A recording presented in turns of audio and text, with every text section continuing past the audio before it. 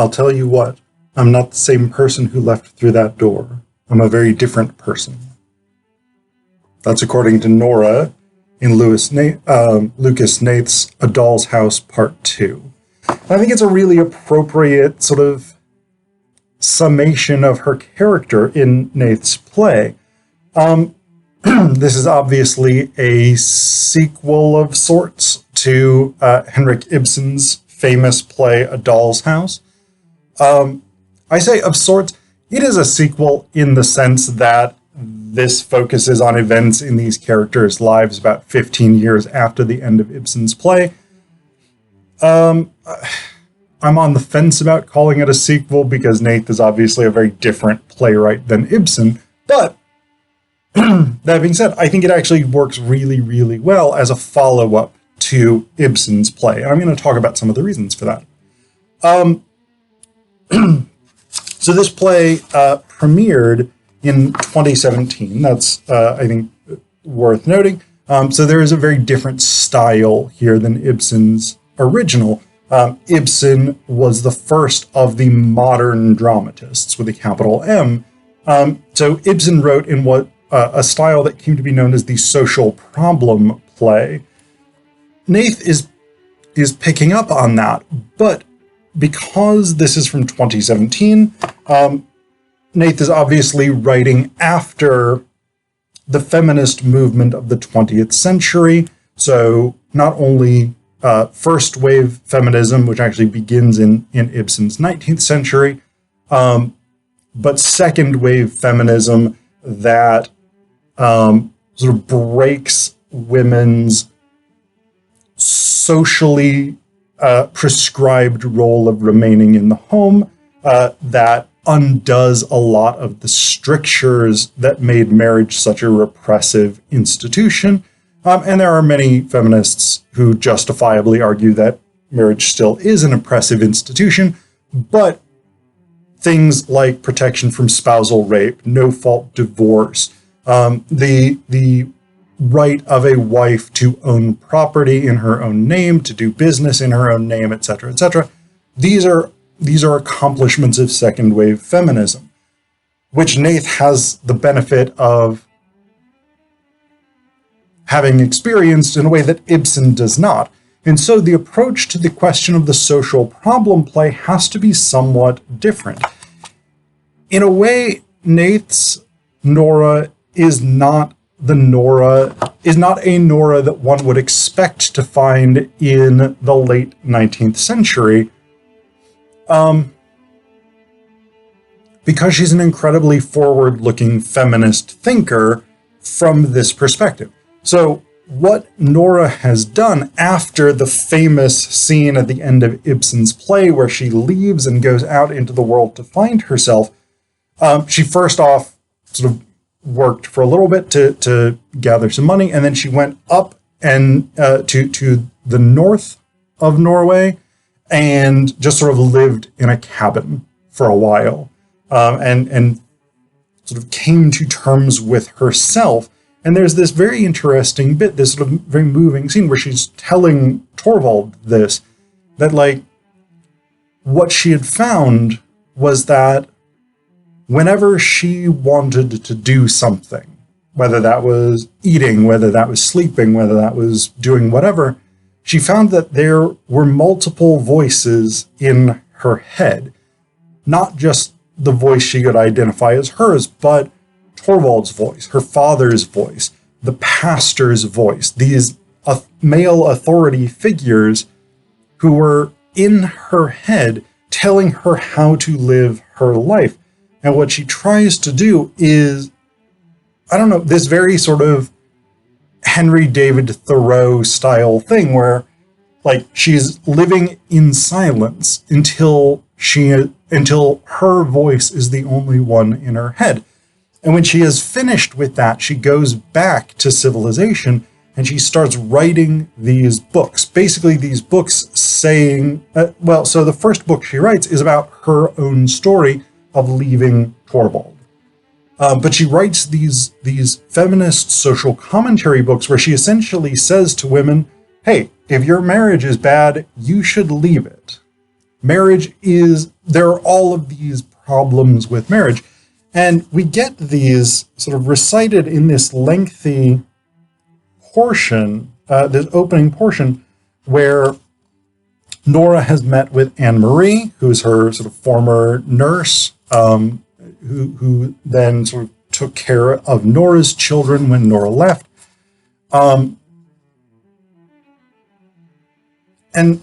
she introduces this. So Anne-Marie is this fairly conventional voice in this sense, because she stands up for traditional marriage, but she hasn't really thought through these issues. She's not educated, she's not well read, but she has this conception, and Nora dismisses it basically as this is just what society has told you to think.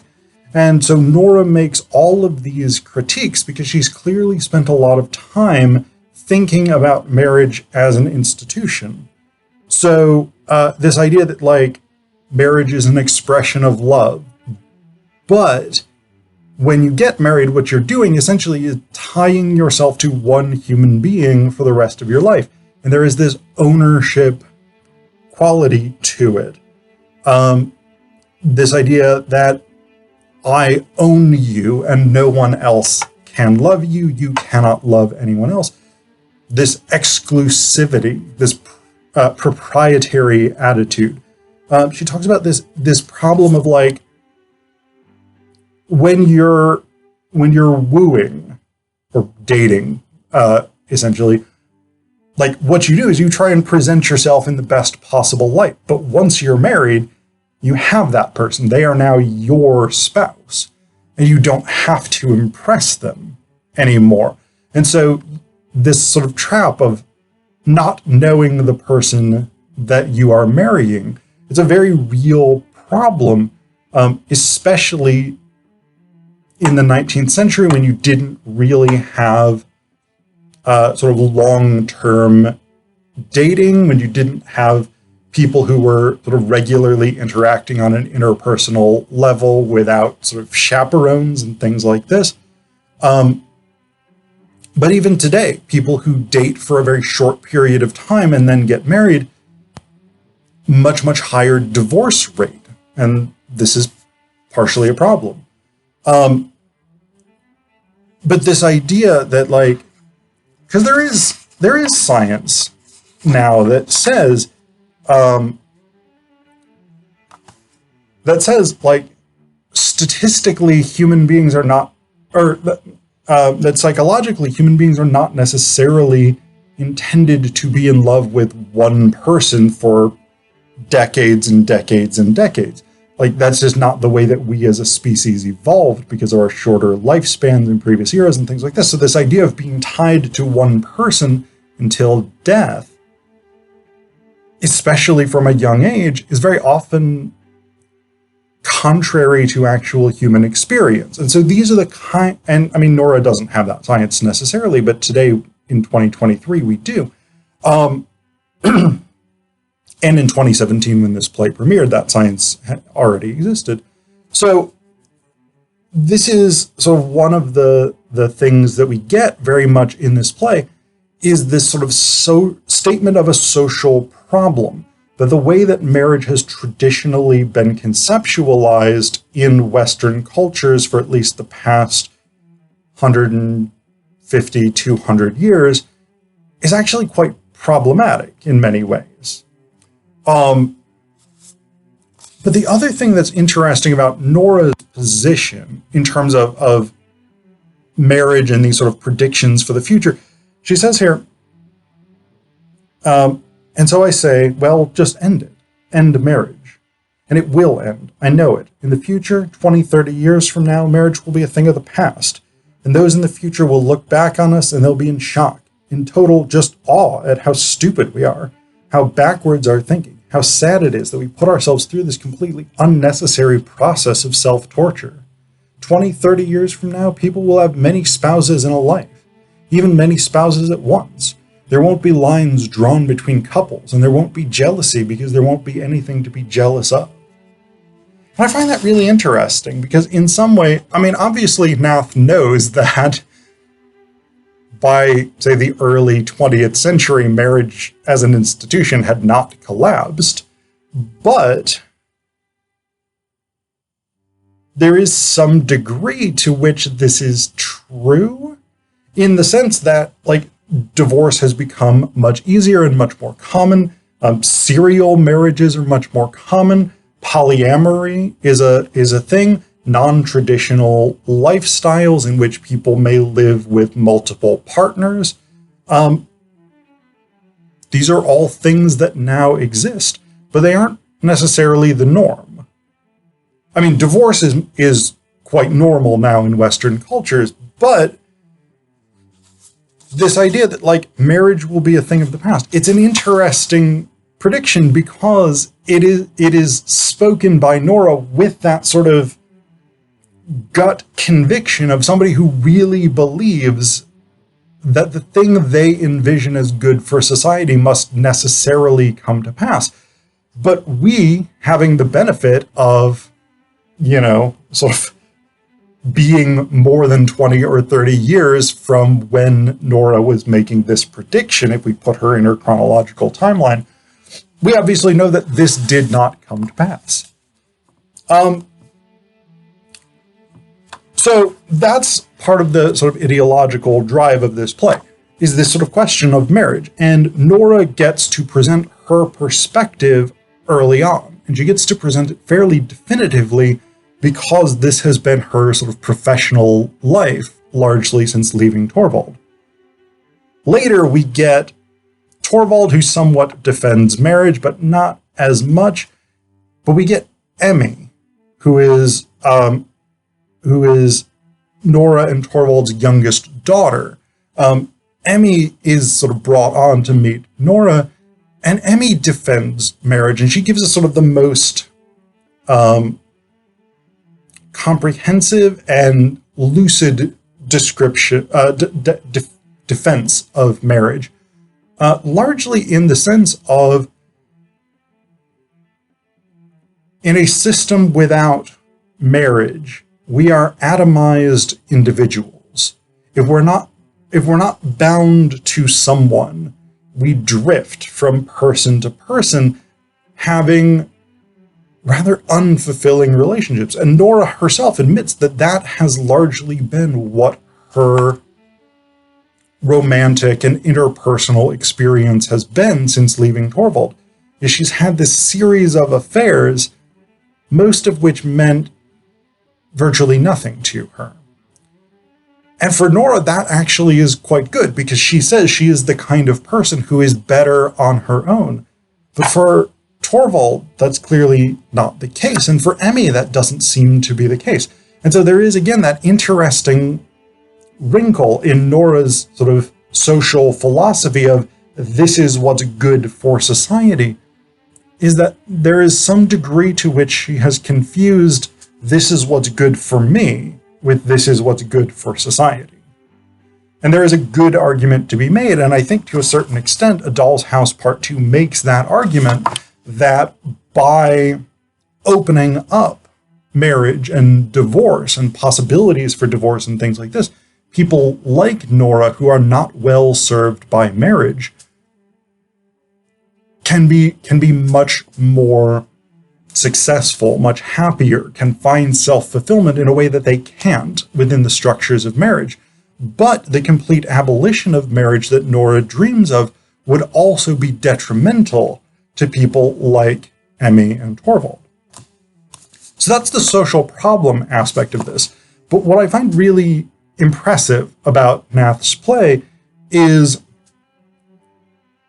he reproduces the kind of problem that the kind of central conflict that we get with, or the legal conflict, I should say, that we get with Ibsen's play, but he does it in a way that's actually effective. Because I've seen this before, where a playwright will be like, this is canonical play part 2. There's a play called The Tragedy of Macbeth Part 2 that tries to do basically exactly the same thing Macbeth does, and it doesn't work. It doesn't make sense. It falls flat. Hnath introduces the same kind of legal problems that Ibsen does, but he does it well. it actually works as a conflict within the play. So in Ibsen's play, Nora has basically committed fraud. It's not super clear that she knew she was committing fraud at the time, but once she has found out that she committed fraud, she attempts to sort of cover it up and retroactively make it okay. Here, the same kind of thing happens. What we find out is that Nora has been out doing stuff in the world, right? She's been writing and publishing. She's entered into legal contracts. She's had affairs. And she's done all of these things under the impression that she was not a married person, specifically not a married woman. A judge whose wife left him after reading Nora's book sort of digs into her past and finds that, in fact, she is not divorced. Torvald never filed the divorce papers.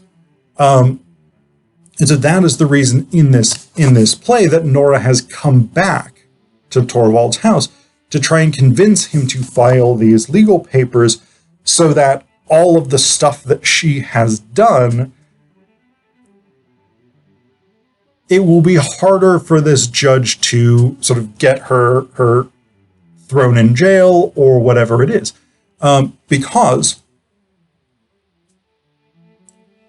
under the law in the 19th century, a woman could not do any of these things if she was married. And so Nora did all these things thinking she was unmarried, but the fact that she was still technically married makes them illegal.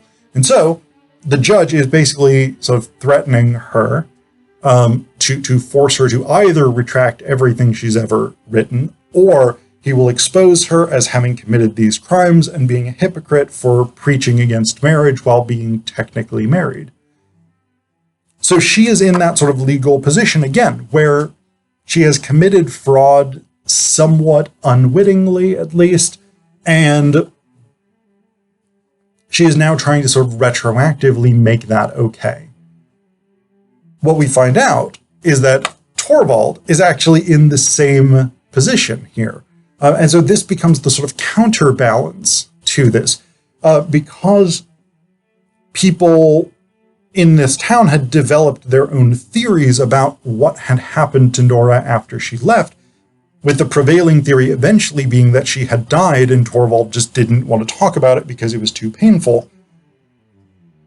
And Torvald doesn't correct people on this. More problematically, though, he collects or accepts death benefits for Nora. So because people think that she has died, he gets certain government payouts to support the children, which he took. And so if it then turns out, oh, surprise, she's actually alive and just went off to find herself, then he has committed fraud and he is open to legal liability as well. So he is in the same kind of position, and for this reason, he refuses to grant her the divorce. What's interesting is the proposed solution to this. Because Emmy comes up with what she sees as a third alternative. And she says to Nora, remember how I said there's no death certificate? What if there was one? What if, using what connections I have, that piece of paper were to just show up in the files of the local clerk's office? You see, if you're dead, there is no marriage. So basically, the proposed solution that Emmy comes up with to the fact that Nora and Torvald are in similar legal jeopardy because they have committed fraud, essentially. Emmy's solution is to commit fraud. Yeah, this is a whole sort of cycle that this family seems to be caught in of just playing very fast and loose with the law and having it come back to bite them. So, yeah. But I actually think it works really, really well. The way that Hnath presents this, again, makes sense. And it picks up on the idea of this sort of legal jeopardy and the way that this can ruin someone's life. But it doesn't do it in a way where you're just like, yeah, this is a cheap ripoff of Ibsen. It is very clearly this is a riff on what Ibsen is doing, but Hnath is taking it in his own direction, and it works really, really well in a way that these kind of sequel plays don't always work so well.